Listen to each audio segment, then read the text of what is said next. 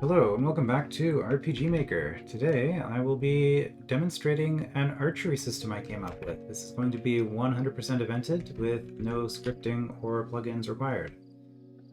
So you hit the Q button and your little character shoots an arrow, and this arrow can interact with objects at a distance. You can see we shot the rodent and the rodent changed as a result of the action. Alright, so let's just get right to eventing. I will delete everything here and build it all from scratch. With my notes, of course. So first thing we're going to look at is the setup here. There are a lot of bits of data that need to be tracked. Player X and Y is important because that determines when we shoot the arrow, we need to know the initial point that the arrow comes from. We also need to know what map the player is on. If you don't think about that too often, but we have these different maps here, and they have IDs. So archery tutorial is going to be map 5 in our case. That's going to be important to know. I will be able to get that information. Arrow X and arrow Y is tracking the current position of the arrow, which is also important.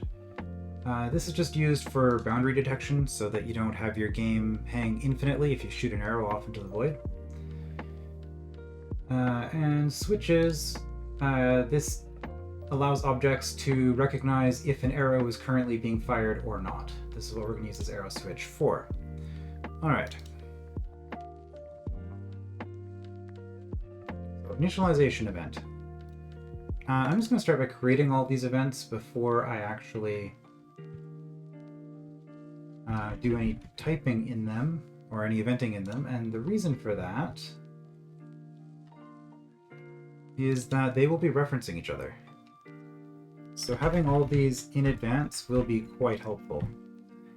Also for the rest of my project here, player proxy being event 3 is important because it's always referenced as event number 3. So if you are going to use this kind of a system throughout your game, pay attention to the order that you create events in. And if you're going to do an archery system, maybe have your archery commands be the first thing that you copy over onto every single map that has this archery system in it. And then finally, we'll just stick it over here. Rodent or target, so we can call it whatever. Okay, so our 4 events are created. Now that we have these things so that we can reference them, let's just go in order. Starting with initialization. Alright, and all this is going to do, this one's actually optional, depending on how you're setting things up, but this is just something that I like to have to sort of initialize my map for me. So we're going to set a move route. And in this case, this is why we created all the events in advance, we're going to be making player proxy transparent. This means that this event will not be visible. This is important because player proxy is going to be, well, it's going to be your character who's just going to be standing randomly. We don't want your character cloning himself. That's not how archery works. All right, so transparent on.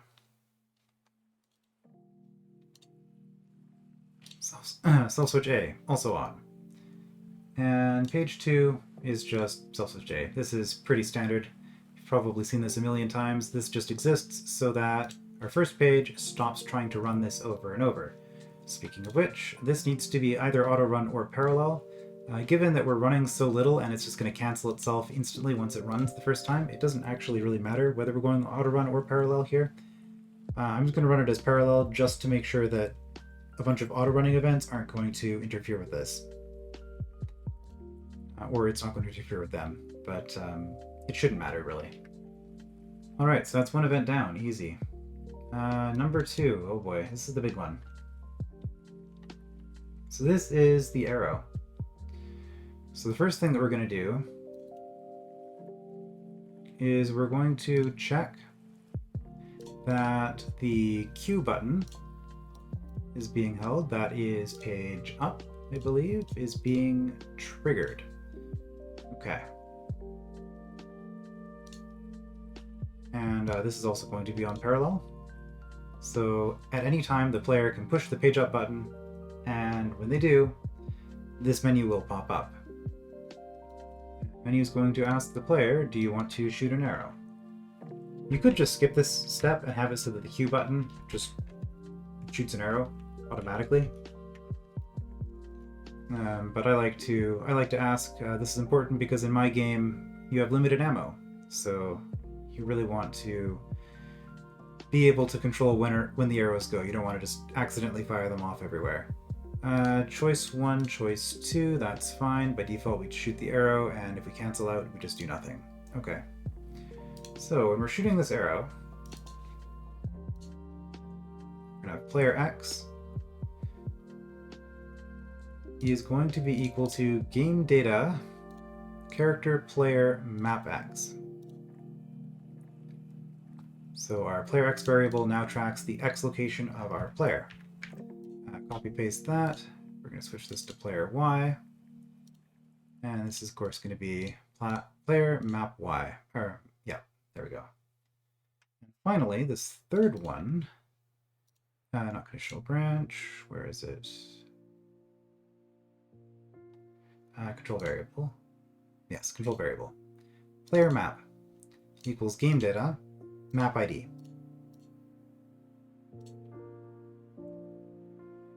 And all three of these are going to be necessary later on. All right, now we're going to create a move route. And we're going to make player proxy transparent on. This is probably redundant, but we just want to make sure that this thing isn't visible before we start messing around with it. And at this point, we're going to acknowledge the fact that we're shooting an arrow. So our arrow switch will also be on. Now, one reason I want the player proxy to be transparent is because we're going to be doing a bunch of operations on it that we don't really want the player to be seeing. So set move route. Hold on. Conditional branch. If character player is facing down in here, set move route player proxy will also face down.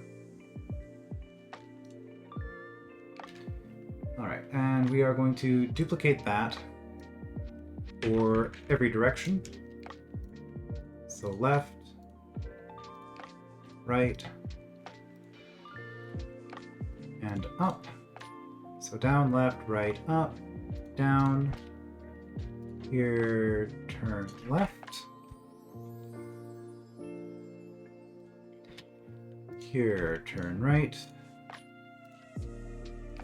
And turn up. Okay.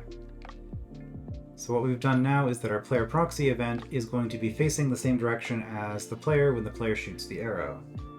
You can probably guess where this is going, but we are going to be doing some sneaky engine stuff here to make this work.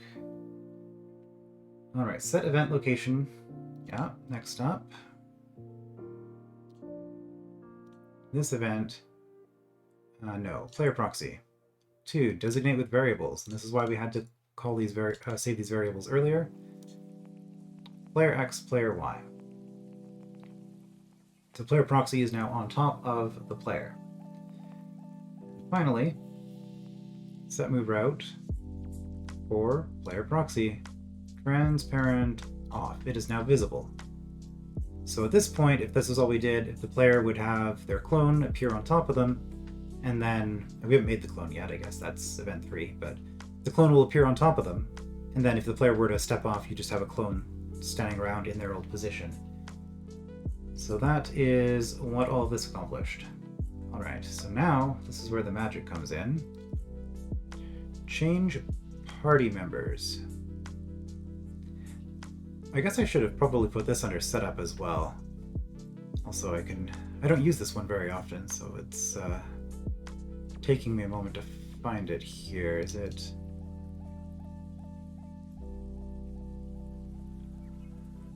Where is this? Change party member, okay.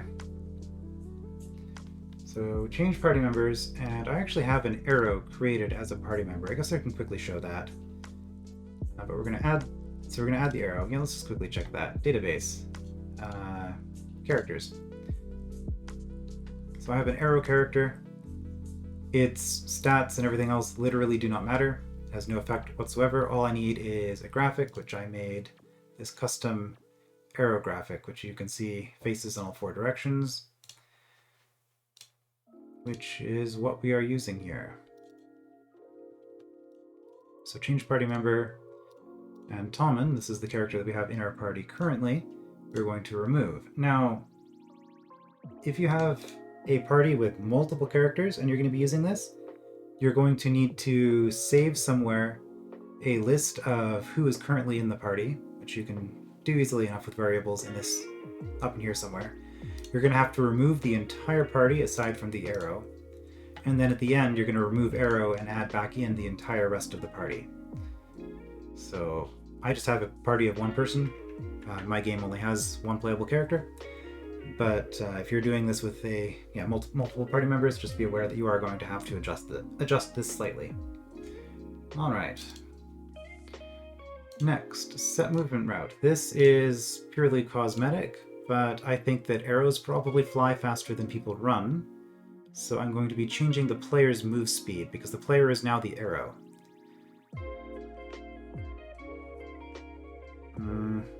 Change speed. There it is. It's taking me a while. And we'll go with the fastest speed. Oh, and also in here, we might as well just do this together. Through on. So the player can now go through obstacles, can go through events that would otherwise block them, so the arrow will not be impeded by anything. It can just go. Underneath that, we're now going to control the arrow's movement with a loop. So in the loop, if our switch arrow is on, then we're going to move the player forward 1 tile. But again, player is currently the arrow. 1 step forward.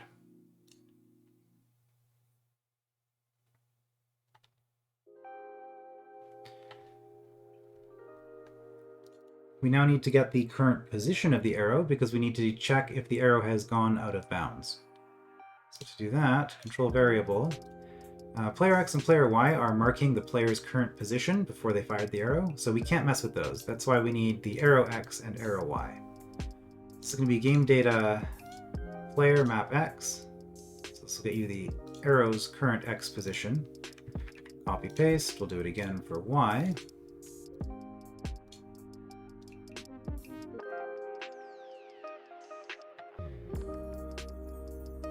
And now we're going to check our boundaries. So to check your boundaries, in my case, you can shoot anywhere in the map. So if I click here, the top left, so you can see this is square 0, 0, and the bottom right is 33, 25. So those are the numbers that we're going to be working with here. So you can see over on the left here, if arrow X is 0 or 33, Y is 0 or 25, then we're going to skip to map boundary. Just to say, stop trying to process the arrow, you're done. Done with the arrow. Alright, so, conditional branch. If variable arrow X equals 0, jump to label map boundary. Okay. And we're just going to copy paste this for 4 times for all of our variables here. Arrow Y equals 0, then we're done. Arrow X equals 33. Arrow Y equals 25. And yes, X0, Y0, X33, Y25. Looks good.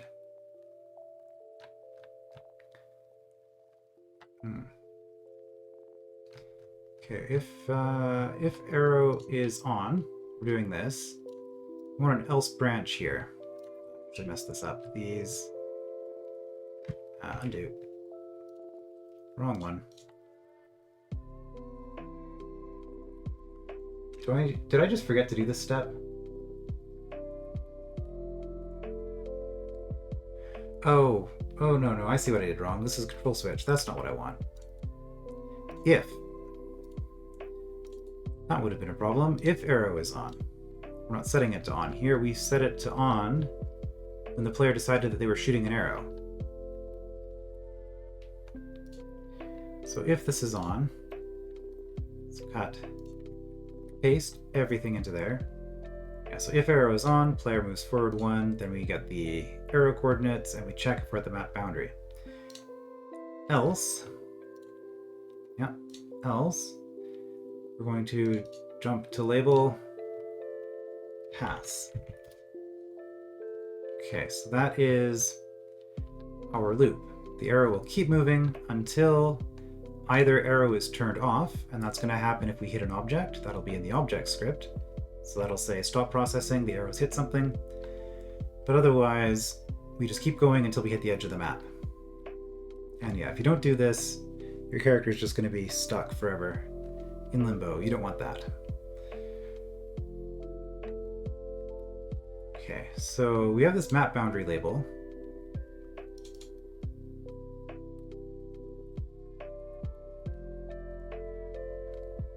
Which we should put in here. Map boundary.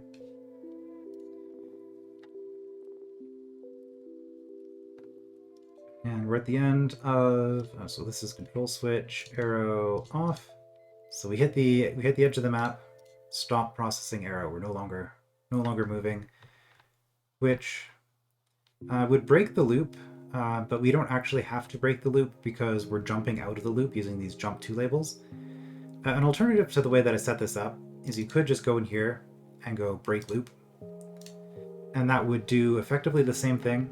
Just have a break loop in each of these, or and then also here. The reason I don't do that is because in my game, as I mentioned earlier, I have limited ammunition for the character. So by doing it this way, I'm able to have text in here and basically refund them an arrow if they hit the map boundary. I'm saying, you know, don't waste your arrows. Don't do that. If you're not hitting something, I'm not going to punish you. So that's why I have it set up this way. Anyway, control, switch, arrow off, and then label, pass. Right, and that's why I have the second label here. So pass is what happens if your arrow actually hits an object. So in this case, I wouldn't have the arrow being refunded. I would just skip that part and go straight to pass. All right, set move route. For the player, speed, move it back to normal. If you don't do this, you will definitely notice your character will be running really fast after you shoot an arrow. Also, very important, through off. We don't want the player able to run through cliffs or anything once you've done just a little bit of archery. Next, we're going to go transparency. This will make the player temporarily invisible.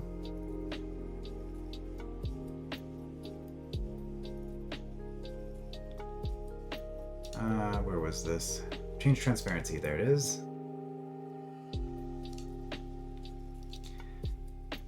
And we're going to take that arrow, which is the player, that is now invisible. We're going to teleport it back on top of the player using a transfer event. So ID here is the map ID. Player X was where the player was when they first shot the arrow. Player Y is where they were when they first shot the arrow there. And we're going to none and retain, I guess. So that's just going to teleport them on top of the player. And that's it according to my notes. I feel like I'm missing something. I guess we'll test this and we'll see. But I haven't changed the party back. Oh well. We'll see what happens with my notes. I will finish player proxy really quick and then I will investigate that. So player proxy is super easy. Just go in here, take your graphic, and below characters.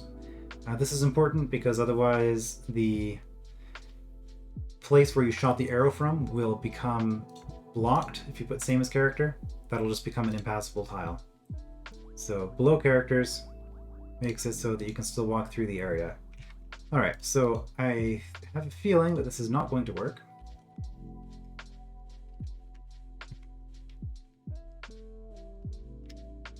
And indeed it does not. Well, I think if I do this, yeah. So I was invisible and I was still the arrow. So my notes, I clipped a few things. Well, let's fix that.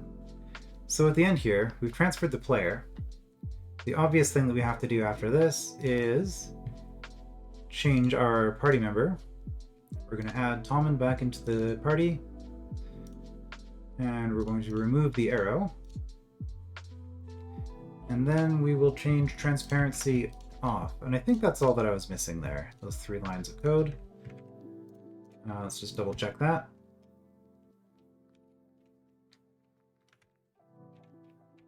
So we shoot. And yes, okay. Wasn't all I was missing. There was one more thing. This is what I was talking about the clone. That's why we test things. Here, we're going to add a move route for player proxy, transparent on. Alright, one last test. This should be everything for the archery event. Shoot. Yeah, so we can't move while that's happening, and hey, there we go. Works perfectly. Pretty happy with this. Okay. So finally we want a target. Something that will be affected by the arrow, otherwise what's the point of any of this? This is going to be a 4-page event, but it's not nearly as complicated as that might initially make you think. So the first thing is just going to be the event's base state. What does the event do? So in this case, I'm just going to create an enemy. I'll go with rodent. Here we go. And the enemy, the player interacts with it. We'll just call a battle with the rodent. Yeah, that's fine. I can escape, sure. Doesn't really matter. Well, I guess it does matter. It'll affect how the game works. So if you defeat the rodent, self switch B. Okay. And that is just page 3. When self switch B is on, the rodent is just erased. The event doesn't do anything anymore. All right. So that was page 1. New event page. Page 2. Well, we still want to look like a rodent. But this time we're going to go below character, player touch. Switch, arrow is on. So this is the event that runs normally when you're controlling the player, but this is the version of the event that the game will process when you're firing your arrows. And the way that we set things up, the arrow has the through property, so it can step onto events. We're also going below characters just for extra insurance. And if the arrow moves on top of the event, player touch, then this will trigger. And all we're going to do here is we're going to control switch. Arrow hits something, therefore we are no longer in arrow mode. Arrow is done. Arrow off. And then here, control self switch A. A is on. Okay. So if we defeat the rodent normally, we get self switch B. But if we shoot the rodent from a distance, we get self switch A. And that is it for this page. New event page, page 3. This is blank. Below characters, this is self switch B. This is just, oh, we're done. This is saying that the rodent event does no longer exists. We no longer have a fight here. And finally, self switch A. So we have B here, A here. And this is what happens, what the result is if you shoot it with the bow. This is only really necessary if you're having a different outcome, depending on whether you attack it or whether you shoot it. You could just do Control Switch A in both cases if you don't care, if you're just deleting it in either case. But in my case, it's a game about hunting. So let's go find this rodent. Here's a rodent that's been skewered. And same as character, so that we can interact with it. And in this case, we're going to self switch B on and A off. We need to turn A off because if you have multiple pages, it'll always do the furthest along one that you meet the requirements for. So if we don't do A off, it'll stay here forever. But by switching both of these, we then transition from 4 to 3 once the player interacts with this. And then here we're just going to have the effect, as I say, do something. So what happens here? Show text. You harvested. We'll just do a color code here. Meat.